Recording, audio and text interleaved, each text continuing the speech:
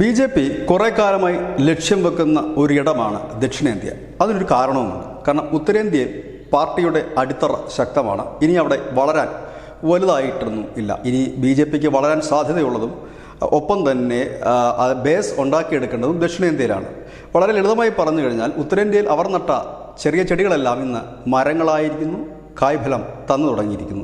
ദക്ഷിണേന്ത്യയിലേക്ക് വരുമ്പോൾ പലയിടത്തും ചെടി വെച്ച് പിടിപ്പിക്കേണ്ടതായിട്ടുണ്ട്, വളർന്ന് വരേണ്ടതായിട്ടുണ്ട്. അതുകൊണ്ട് തന്നെ അവരുടെ മുഴുവൻ ശ്രദ്ധയും ദക്ഷിണേന്ത്യയിലേക്ക് തന്നെയാണ്. ഒരുപക്ഷെ 2029 നമ്മുടെ പാർലമെൻറ്റിൻ്റെ സീറ്റ് 800-ന് മുകളിലേക്ക് ഉയരും. ആ ഒരു സാഹചര്യം വരുമ്പോൾ ഇന്ത്യ മുഴുവൻ അവരുടെ പ്രവർത്തനം സജ്ജമാക്കാൻ അവർക്ക് ദക്ഷിണേന്ത്യ കൂടിയേ കഴിയും. അതിനുള്ള പ്രവർത്തനങ്ങൾ അവർ വളരെ കാലമായി തുടങ്ങിയിട്ടുമുണ്ട്.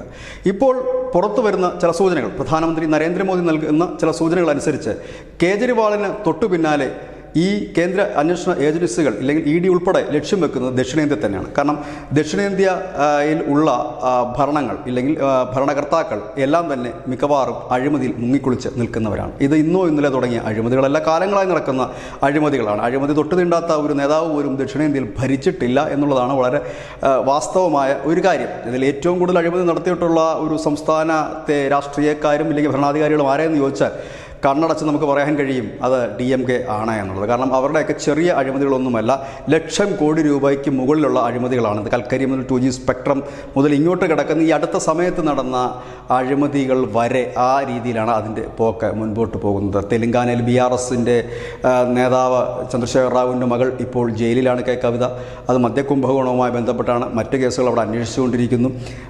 കർണാടകത്തിലേക്ക്, അതായത് ഇനി 2 സംസ്ഥാനങ്ങളാണ് കൂടുതൽ ഭയക്കുന്നത്. കാരണം കഴിഞ്ഞ ദിവസം കേരളത്തിലെ ബൂത്ത് പ്രവർത്തകരുമായി സംവേദിക്കുമ്പോൾ പ്രധാനമന്ത്രി നരേന്ദ്രമോദി പറഞ്ഞത് കേരളത്തിലെ സ്വർണ്ണക്കടത്തിൻ്റെ വഴികൾ ചെന്ന് നിന്നത് ഏത് ഓഫീസിലാണ് എന്ന് നിങ്ങൾക്കറിയാം, ഒരാളെ ഞാൻ വെറുതെ വിടാൻ പോകുന്നില്ല എന്ന് അദ്ദേഹം. ഇത് ആദ്യ തവണയല്ല പറയുന്നത്. കഴിഞ്ഞ 2 മാസത്തിനിടയിൽ 3ാമത്തെ തവണയാണ് ഈ സ്വർണ്ണക്കള്ളക്കടത്തും ഒപ്പം തന്നെ ആ കള്ളക്കടത്തിൻ്റെ വേരുകൾ ചെന്നെത്തുന്നത് മുഖ്യമന്ത്രിയുടെ ഓഫീസിലുമാണെന്ന് പറയാതെ പറഞ്ഞു വെക്കുകയാണ് കഴിഞ്ഞ 3 മാസമായി. കാരണം തൃശ്ശൂർ അദ്ദേഹം പങ്കെടുത്ത റാലിയിൽ, തിരുവനന്തപുരത്ത് പങ്കെടുത്ത റാലിയിലൊക്കെ അദ്ദേഹം ഈ സ്വർണ്ണക്കള്ളക്കടത്ത് എടുത്ത് പറയുന്ന ഒന്നാണ്. മറ്റൊന്ന് അദ്ദേഹം പറഞ്ഞതാണ് ഏറ്റവും കൂടുതൽ ഞെട്ടൽ CPM-ന് ഉണ്ടാക്കുന്നത്. അത് സഹകരണ ബാങ്കുകളിലെ അഴിമതികൾ പുറത്തു കൊണ്ടുവരും, കരവന്നൂരിൽ നഷ്ടപ്പെട്ട പണം അവർക്ക് തിരിച്ചു നൽകുമെന്ന് കൂടി പറയുമ്പോൾ CPM-നെ സംബന്ധിച്ച് അവർ അടിവേരിറക്കുന്ന ഒരു പ്രസ്താവനയാണ് കഴിഞ്ഞ ദിവസങ്ങളിലെല്ലാം പ്രധാനമന്ത്രി നരേന്ദ്രമോദി നടത്തിയിരിക്കുന്നത്. കാരണം ഈ സഹകരണ ബാങ്കിലെ അഴിമതിയുമായി ബന്ധപ്പെട്ടുള്ള അന്വേഷണം മുൻപോട്ട് പോവുകയാണെങ്കിൽ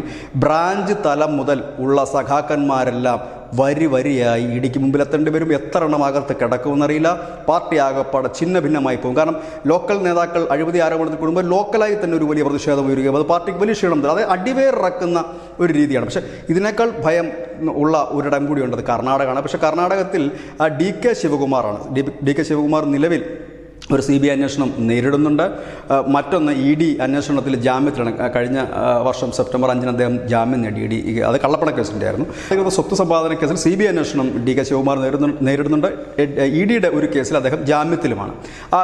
കർണാടകത്തെ സംബന്ധിച്ച് DK ശിവകുമാറാണ് കോൺഗ്രസിൻ്റെ ഒരു പിൻബലം എന്ന് തന്നെ പറയേണ്ടി വരും. പക്ഷേ DK ശിവകുമാറിനെതിരെയുള്ള കേസുകളിലും മറ്റും അവിടെയുള്ള ഒരു വിഭാഗം കോൺഗ്രസിന് ആഹ്ലാദം പകരുന്നു എന്നുള്ളൊരു വ്യത്യാസമുണ്ട്. പക്ഷേ കേരളത്തിൽ അങ്ങനെയല്ല. CPM-ൻ്റെ അടിവേറിറക്കുന്ന, അതായത് ബ്രാഞ്ച് തലം മുതലുള്ള ആളുകളുടെ അടിവേറിറക്കുന്ന രീതിയിലായിരിക്കും സഹകരണ ബാങ്കിൻ്റെ അഴിമതികൾ ഓരോന്നോരോന്നായി പുറത്തു വരുമ്പോൾ സംഭവിക്കുക എന്നുള്ളത് CPM-നും വളരെ വ്യക്തമായി തന്നെ അറിയാം. പക്ഷേ കർണാടകത്തിൽ അത്ര എഫക്റ്റ് ഉണ്ടാക്കിയില്ലെങ്കിൽ പോലും DK അനുകൂലിച്ച് നിൽക്കുന്നവരും വലിയ ഭയപ്പാടിൽ തന്നെയാണ്. കാരണം കേജ്രിവാളിനെ പോലെ വളരെ ശക്തനായ വിദേശ രാജ്യങ്ങളിൽ പോലും പിന്തുണയൊക്കെയുള്ള ഒരു മുഖ്യമന്ത്രിയെ പൊക്കി അകത്തിടാമെന്നുണ്ടെങ്കിൽ ഇവിടെയൊക്കെ വളരെ നിസ്സാരമായി തന്നെ മുമ്പോട്ട് പോകാം. അതായത് എന്തുകൊണ്ട് കേരളവും കർണാടകവും ആണ് അടുത്ത ലക്ഷ്യം എന്ന് പറയുമ്പോൾ വളരെ വ്യക്തമാണ്. കാരണം ഇവിടങ്ങളിലുള്ള അഴിമതി പോലെ അല്ല തമിഴ്നാട്ടിലെ അഴിമതി. തമിഴ്നാട്ടിലേക്ക് ഈ അഴിമതിയും അതിൻ്റെ അന്വേഷണങ്ങളും എത്തുമ്പോൾ അത് ലക്ഷം കോടി രൂപയ്ക്ക് മുകളിലുള്ളതാണ്. പലരും ജാമ്യത്തിൽ നിൽക്കുന്ന നേതാക്കന്മാരാണ്.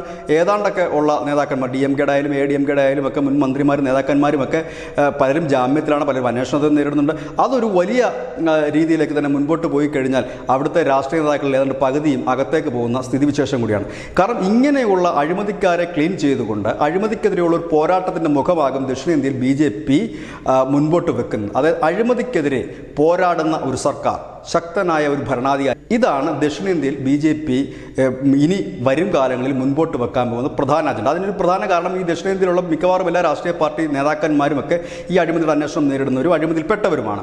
ഉത്തരേന്ത്യയിലെ പോലെ ഹിന്ദുത്വ അജണ്ട ദക്ഷിണേന്ത്യയിൽ ഉണ്ടാകില്ല. പകരം ദക്ഷിണേന്ത്യയിലേക്ക് വരുമ്പോൾ അത് വികസനവും ഒപ്പം അഴിമതിക്കെതിരെയുള്ള പോരാട്ടവുമായി മാറുന്നു. ഇവിടെയാണ് ഈ രണ്ട് സംസ്ഥാനങ്ങൾ ഭയപ്പാടോടെ നിൽക്കുന്നത്. കാരണം CPM-നെ സംബന്ധിച്ച് അവർ അടിവേരിറങ്ങുന്നത്, കാരണം ഇന്ത്യയിൽ ആകെ അവശേഷിക്കുന്ന കേരളം മാത്രമാണ്. ആ കേരളത്തിൻ്റെ തായ്വേരറുത്തു കൊണ്ടുപോകുന്ന ഒരു അന്വേഷണമാണ് വരുന്നത്. ഈ സഹകരണ ബാങ്കിലെ അഴിമതി എന്ന് പറയുമ്പോൾ ആ സഹകരണ ബാങ്ക് മുഴുവൻ ഏതാണ്ട് ഭൂരിഭാഗവും കൈകാര്യം ചെയ്യുന്നത് ഇടതുപക്ഷത്തിൻ്റെ നേതാക്കന്മാരാണ്.